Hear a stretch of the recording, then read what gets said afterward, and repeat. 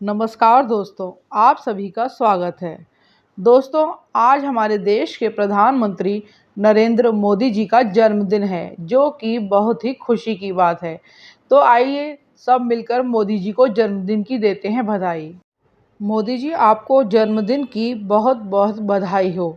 भगवान आपको लंबी उम्र और अच्छी सेहत दे। इस देश को आप जैसे नेता की ही ज़रूरत है। मोदी जी, आपके राज में देश में भ्रष्टाचार का खात्मा होने लगा। आपकी जनधन योजना ने एक सप्ताह में सबसे अधिक बैंक खाते खोलने का गिनीज वर्ल्ड रिकॉर्ड बनाया। आप चाहते थे कि देश के सभी नागरिक बैंकों की सुविधा से जुड़ जाएं।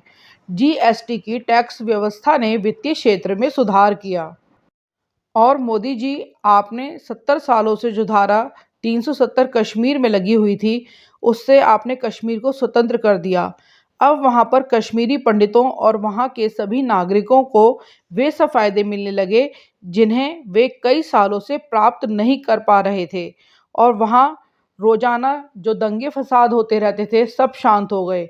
नहीं तो इन चीज़ों का कोई अंत ही नहीं हो रहा था। कभी कहीं बम फटता था तो कभी कहीं दंगे होते थे।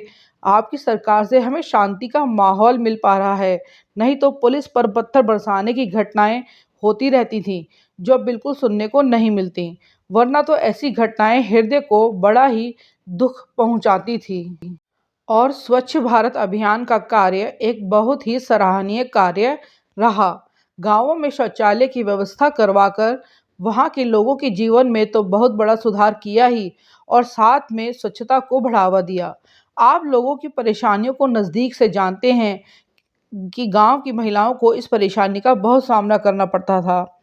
आज वे ग्रामीण लोग सब आपको दिल से दुआएं देते हैं। और मोदी जी, आपने उज्ज्वल योजना के तहत 8 करोड़ मुफ्त गैस कनेक्शन लगवाकर महिलाओं को आंख में लगने वाले धुएं से छुटकारा दिलाया।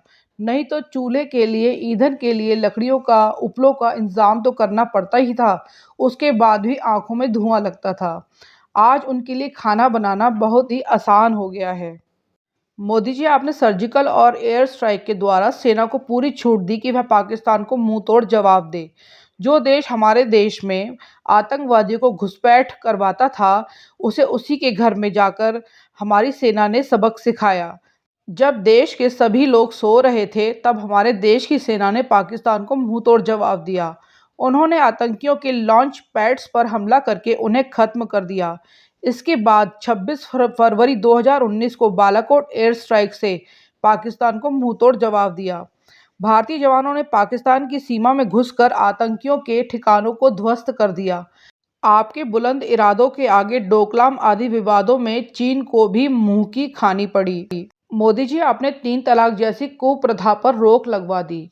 जिस प्रथा को रोकने के लिए मुस्लिम औरतें सालों से कानूनी लड़ाई लड़ रही थीं, वे उन्हें आपकी सरकार में न्याय मिल गया। सच में यह 3 तलाक की प्रथा तो मुस्लिम औरतों के लिए बहुत ही खराब प्रथा थी।